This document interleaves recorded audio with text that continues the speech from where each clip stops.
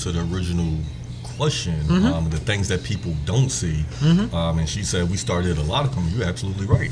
Like one of my first Christmas gifts to her was her own LLC. Awesome. He told me level up. I'm big on that. And I'm talking. She had a whole incorporation, had a binder, got a little briefcase and all. It's like, this is what you want to do. This is how we want to do it. Go do it. So we've always had that, but again, we have multiple companies at this point. We have a contracting company. We have, so it's a variety of things. But we officially incorporated Smok'd in 2020, as Tiff said, during COVID. And we actually had this space. We found this space in 2021.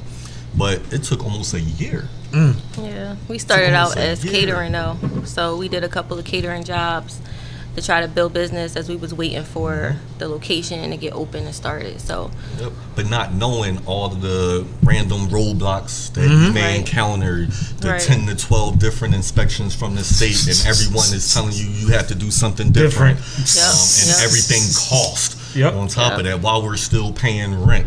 And when he say we had this building, you can't do nothing to yet. Exactly. Yes, and imagine having a building for a year.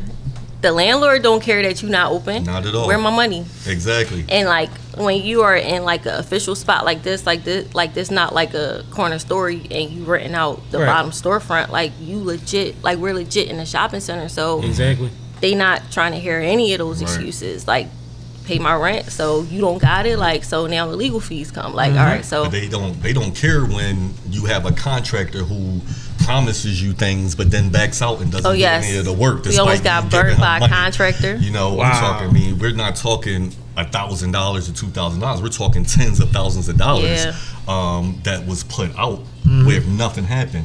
Come to find out that the same contractor has been screwing over multiple people, and it just was devastating. And it's situations like that's designed to make you lose your focus. That's designed to say maybe this is not for us. Maybe we need to figure out something else. But it's like, no, because the minute that happened, then something else will come and say, no, you're on the right path.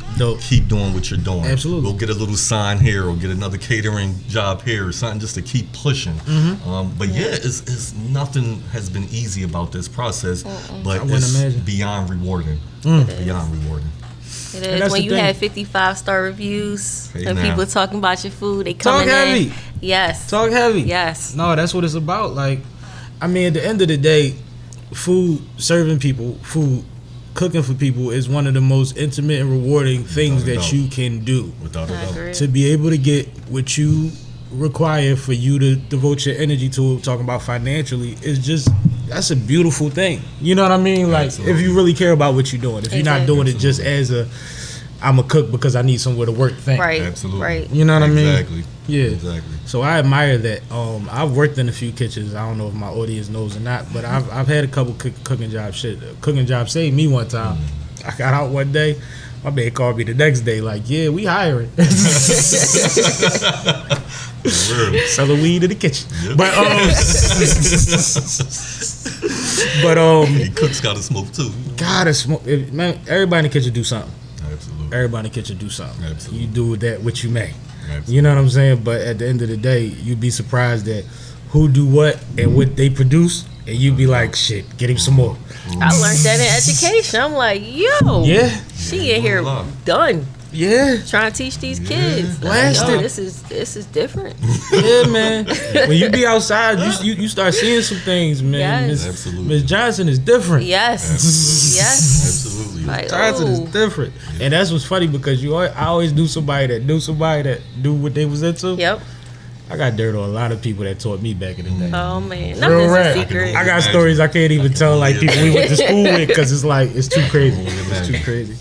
But well, let me congratulate y'all first. Let's drink to Smok'd BBQ, Newark, Delaware's own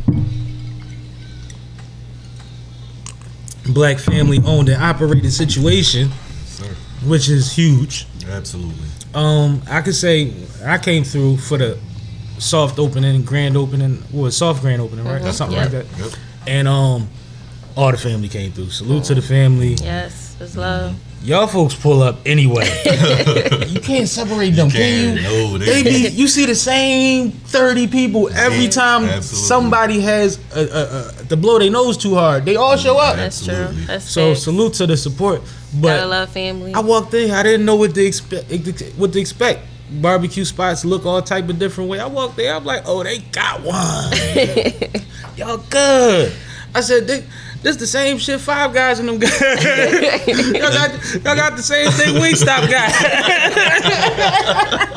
Like, oh, we super good. And mind you, y'all could have had a shack. If y'all was putting that work out, I wouldn't have cared. Yep. Yeah. Wouldn't have made me no difference because at the end of the day, this is the beginning anyway. Yep. So y'all starting off beautifully. So I definitely want to salute that. Thank you. But I definitely went home like, yeah, they got one. And I was already seeing people dipping and you guys open yet? Mm-hmm. Right. Do you have a menu? This is big. You got a menu strip. It is. And we try to start with no menu because we like, all right, so technology changing. You could look it up. It's on your phone, QR code. Nope. Nah, these people ain't. These people do 3 things with their phone. And none of it is looking up nothing for no food. Right. None of it is that. They creatures of habit. That's true. They creatures of habit. And now y'all kind of broke the habit because now they have another option that they kind of probably knew they needed. They probably go to Philly to get barbecue. Well, it's a lot of, so the crazy part, a lot of people go to Maryland. There's some spots in Maryland. We actually have a place right down, within 3 miles, right down the street, right off this main road. And then there's a few other spots. And it's crazy because after we, actually got the spot, all these other random spots start like popping up that we didn't actually see before. But it's great because our customers come in all the time and they're constantly comparing, which is natural. That's human nature, and always give us that extra motivation. Actually, we had a customer in here today. And he was just talking about a couple of other spots and how he liked to travel and he go to West Virginia and every time he come back and he like, I think you guys got him. I think you guys right there. And it's like, thank you, because again, those are the things that keeps the engine going. Those are the things that keeps it, even if, we might have a slow day, but, we may have, 20 people come in that day, but there's somebody that's saying something, or they told their mom or they told it. And again, as I was sharing earlier, the best form of promotion is word of mouth. Absolutely. So as it organically moves from one place to another, from one ear to another, like people just keep coming in and we couldn't be more grateful for that. Yeah, that's the dope part about it. We didn't do any marketing, any advertisement. It's all been from our customers. And we was actually in the news journal for Delaware. That's like Delaware major newspaper. And a journalist, she came in and she had the food and decided to feature us. So like that was, I say it's all the Lord. Absolutely. It was love. That's the thing about food. I couldn't tell you what she looked like. That's the thing about food though. They just pop up, bro. Oh, absolutely. And they might not even pop up to be doing anything about your food, but if it hits them, they gonna write something. Absolutely. And if it's horrible, they gonna write something. Right. You know what I'm saying? And one of the, I always say one of the greatest things that we encounter, and we've encountered it often, is that people will call us back.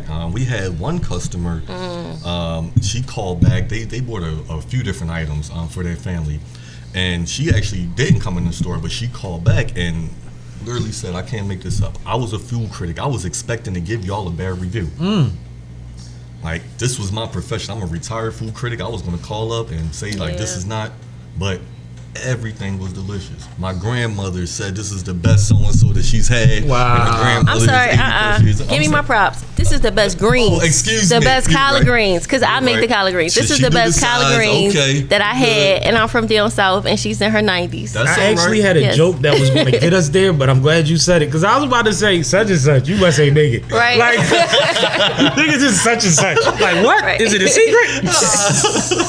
What just happened?